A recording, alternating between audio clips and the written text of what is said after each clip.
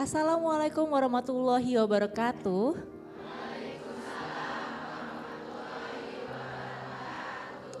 Selamat datang dalam program Kajian Hati bersama Ustadz Hilman Fauzi. Kajian Hati.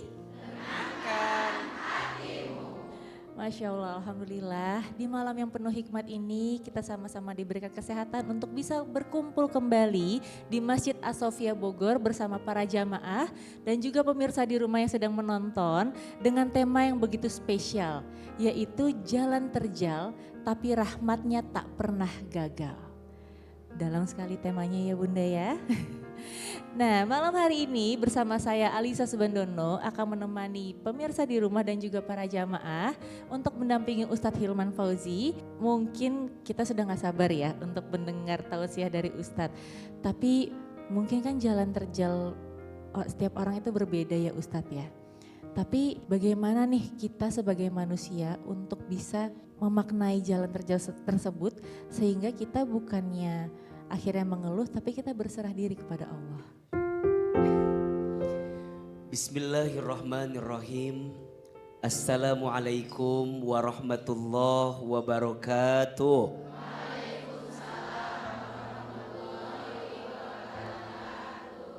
Alhamdulillah wassalatu wassalamu ala rasulillah.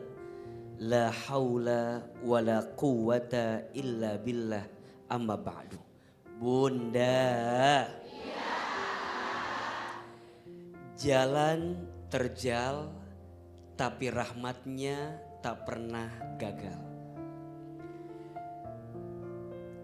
Kita semua pernah ngalamin kondisi jatuh, sakit, terluka, dikecewakan dalam hidup. Pernah atau tidak? Kemana hendak hati ini berjalan dan melangkah saat kondisi terjal datang menemui kita? Maka jawabannya adalah back to Allah, kembali kepada Allah.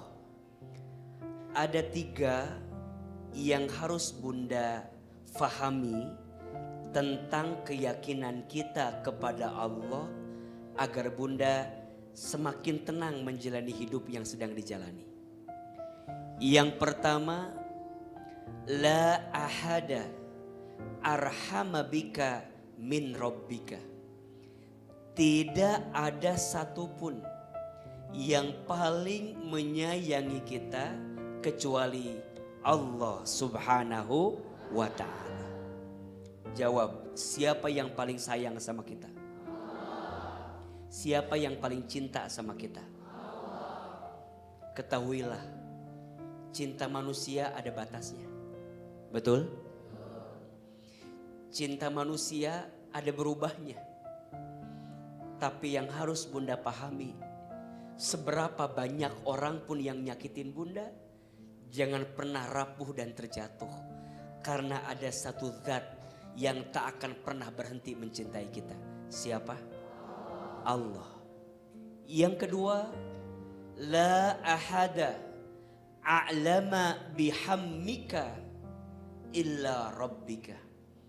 Tidak ada yang paling ngerti, paling tahu tentang hatimu kecuali siapa? Allah. Kita sering merasa ya, ada takdir-takdir yang terjadi yang mungkin gak sesuai dengan maunya kita. Pernah gak? Kita mintanya A, dikasihnya B, maunya suami yang soleh, dapatnya kurang soleh. Bunda jangan merasa Allah gak tahu perasaan kita. Allah tahu kok. Allah dengar doa kita. Allah lihat rintihan suara kita. Allah lihat seperti apa perjuangan kita. Tapi kenapa Allah memberi tidak sesuai dengan maunya kita? Karena Allah tahu mana yang kita butuhkan dalam hidup. Betul? Kadang kegagalanmu pada satu hal justru adalah cara Allah menyelamatkanmu dari sesuatu yang tidak baik untukmu. Jangan pernah menghina keadaan. Karena malam pun tidak pernah menghina takdirnya menjadi gelap. Terima gelap, Kemudian Allah datangkan bulan dan bintang yang menerangi kegelapan itu. Betul? Dalam hidup percaya deh, Allah maha, Allah lebih, kita tidak, maka jangan. Yang paling tahu tentang kita siapa? Allah. Serahkan kepada Allah, minta kepada Allah agar hati ini senantiasa yakin yang paling tahu tentang kita siapa? Allah. Dan yang ketiga, la ahada aqdara ala raf'i dzurri anka illa rabbaka. Tidak ada yang bisa mengangkat kesulitan kita kecuali siapa? Allah. Bunda mau ditolong sama Allah? Deketin Allah. Kadang kita lebih sibuk minta tolong sama manusia. Padahal tidak sedikit manusia itu udah ngasih pertolongan sama kita, tapi sering diungkit-ungkit pertolongannya. Betul? 3 hal. 1, tidak ada yang paling mencintaimu kecuali siapa? Allah. 2, tidak ada yang paling mengerti tentang isi hatimu kecuali siapa? Allah. 3, tidak ada yang bisa mengangkat kesulitanmu kecuali siapa? Allah. Jangan pergi kepada selain Allah ketika hidup ini terasa terjal. Tapi pergilah menuju Allah. Mungkin Allah sedang rindu dengan dirimu. Mungkin Allah sedang mencintaimu dengan ujian terjal yang Allah datangkan dalam hidupmu. Kajian hati. Tenangkan hati. Jadi kali ini akan ada bintang tamu yang mau bertanya Ustadz. Bernama Ibu Susan. Boleh Ibu Susan mau bertanya kepada Ustadz? Nah, silakan. Assalamualaikum warahmatullahi wabarakatuh. Waalaikumsalam warahmatullahi wabarakatuh. Ustadz, perkenalkan saya Susan dari Tasikmalaya. Saya seorang janda sekaligus ibu dari 3 anak yang sekarang sedang berjuang berat menjalani kehidupan. Waktu tahun 2021 saya divonis ginjal saya rusak kata dokter. Saya harus mengikuti cuci darah seminggu 2 kali. Waktu itu saya habis melahirkan anak ketiga. Awalnya suami saya suka mengantar saya berobat gitu, ya cuci darah. Tapi setahun kemudian ya mungkin dia capek atau gimana gitu. Jadi dia males gitu Pak Ustadz untuk bekerja gitu. Saya belum bisa menerima gitu. Kok saya bisa seperti ini? Nggak ada tanda-tanda awalnya gitu ya. Waktu hamil kan saya sehat gitu, waktu hamil ketiga.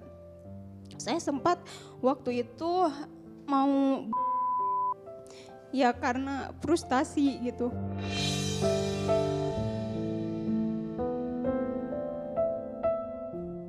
Waktu itu juga sedang COVID kan, saya dirawat terus di lantai 3 saya gini mikir sendirian karena diisolasi. Waktu itu saya mikir gimana ya kalau saya loncat ke bawah gitu. Mungkin ya karena waktu itu pendek pikiran, mungkin kata saya terus dikubur udah nggak akan ngerasain sakit lagi gitu. Pas kaki saya mau diituin ke jendela, saya keinget anak-anak gitu. Kalau saya gimana anak-anak gitu. Ya saya tarik kembali itu kaki. Kita musyawarah sama keluarga gitu. Suami saya bilangnya kayak gini ke kakak saya. Katanya saya mau pulang kampung dulu, saya mau minta tolong sama keluarga buat biaya katanya gitu. Soalnya ini kan di luar kota gitu harus operasinya. Ya kata kakak saya. Setelah itu pas mau berangkat waktunya ditelepon ke saudara suami saya gitu. Kata saudara suami saya katanya nggak ada gitu suami sayanya. Terus saya nanya kemana, katanya jalan sama wanita lain gitu. Setelah itu saya frustasi gitu. Astagfirullah, kok begini banget nasib saya gitu ya. Terus saudara saya gitu, kakak saya, adik-adik saya nyemangatin saya, katanya, kamu nggak boleh patah semangat, di sini masih ada kami. Gitu.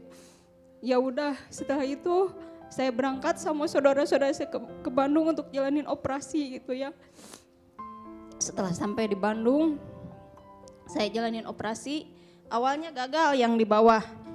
Saya mikir kayak gini, ya Allah, operasinya kok gagal kayak gitu. Padahal udah selesai, katanya Bu Susan, ini bagus, hati-hati jangan angkat yang berat-berat, katanya gitu. Ya siap, kata saya. Terus pas udah turun, malah si pembuluh darahnya enggak putus. Jadi harus dioperasi lagi di atas. Sampai akhirnya saya mikir kayak gini, dioperasi aja sampai 2 kali. Oh mungkin rumah tangga saya akan berakhir gitu karena operasinya gagal gitu yang pertama. Setelah itu saya pulang dari operasi, suami saya pulang ke rumah. Terus dia bilang, cengenges, kayak orang gak punya salah. Katanya, Bu udah ya operasi, kata saya. Nah terus saya bawa dia ke rumah. Saya ngomong sama dia, ngapain pulang ke sini, kata saya gitu ya. Nah terus dia bilang, ya kan ke istri, katanya. Ke istri, waktu kemarin waktu saya keadaan kritis, kamu di mana, kata saya gitu. Ya udah, saya ngomong sama suami saya, maaf, kata saya, bisakah Anda pulang, kata saya, ke rumah Anda. Jadi intinya Pak Ustadz, saya usir suami saya karena saya sakit hati. Saya sedang berjuang untuk hidup, dia malah enak-enakan sama wanita lain.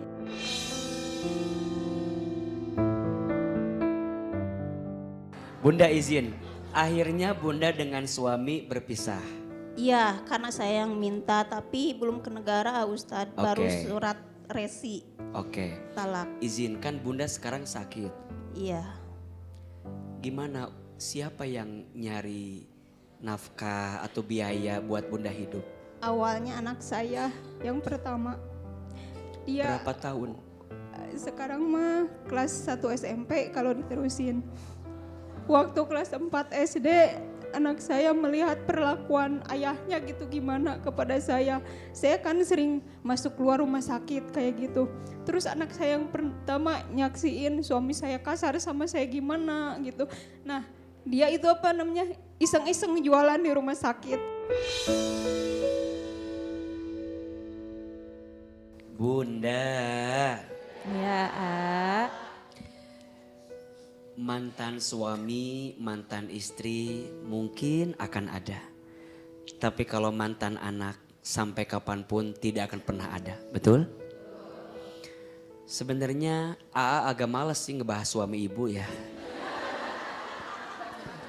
Tapi ibu yang nanya itu ke AA. Iya, tentu kalau ditanya dosa atau tidak seorang suami meninggalkan istri? dosa. Suami menelantarkan istri? Suami tidak bertanggung jawab sama keluarga? Zolim. Itu mah gak usah dibahas Bunda. Udah pasti itu mah dosa pisan. Dosa banget. Dan Bunda beruntung dijauhkan sama suami yang seperti itu. Jangan sesali kepergiannya. Bahagia. Bunda teh jangan sampai punten ya. Harus tersakiti terus gara-gara suami yang pernah menyakiti kita. Betul? Nah, saya lebih tertarik bagaimana perjuangan seorang anak yang mencintai orang tua. Kita harus belajar banyak Bunda sayang. Pintu keberkahan hidup kita itu tergantung orang tua. Muliakan orang tuamu, maka Allah muliakan hidupmu. Sayangi orang tuamu, maka Allah akan sayangi hidupmu. Kita mendengar kisah Arya yang berani berkorban untuk ngurusin ibunya. Membiayai pengobatan ibunya, harus berjualan. Ini sesuatu yang harus jadi contoh buat kita. Kalau kita mau ditolong sama Allah, bantulah hambanya Allah. Bantulah saudara. Apalagi ini bantu orang tua. Udah pasti. Wallahu fi aunil abdi ma kana al abdu fi auni akhihi. Allah akan menolong hambanya selama hambanya menolong saudaranya. Maka hati-hati dengan orang yang suka meninggalkan tanggung jawab atas apa yang ditanggungnya. Kata Nabi SAW dalam hadis riwayat Abu Daud dan An-Nasai, cukuplah seseorang dianggap berdosa jika ia menyia-nyiakan orang yang menjadi tanggungannya.